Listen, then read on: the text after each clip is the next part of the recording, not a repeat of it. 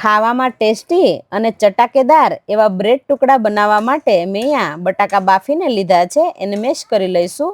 એક પેનની અંદર તેલ ગરમ મૂકી દઈશું. તેલ ગરમ થાય એટલે રાઈ, જીરું, વાટેલા આખા ધાણા, આદુ મરચાં અને લસણ વાટીને લીધું છે.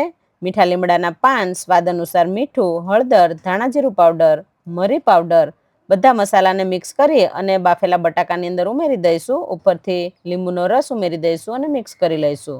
હવે બેસનને ચાળી અને એની અંદર મીઠું, હળદર અને મરી પાવડર ઉમેરી અને પાણી ઉમેરી અને બેટર બનાવી લેવાનું છે. તો આ રીતનું બેટર બની ગયું છે.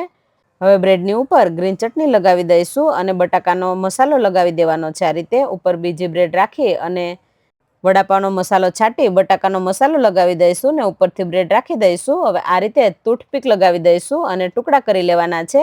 હવે આ ટુકડાને બેટરની અંદર બોળી અને તળી લઈશું. તો અહીંયા તેલ ગરમ થઈ ગયું છે. બ્રેડ ટુકડાને તળી લઈશું. બ્રેડ ટુકડા ગોલ્ડન બ્રાઉન થાય ત્યાં સુધી તળી લેવાના છે. તો અહીંયા આપણા બ્રેડ ટુકડા બનીને તૈયાર થઈ ગયા છે.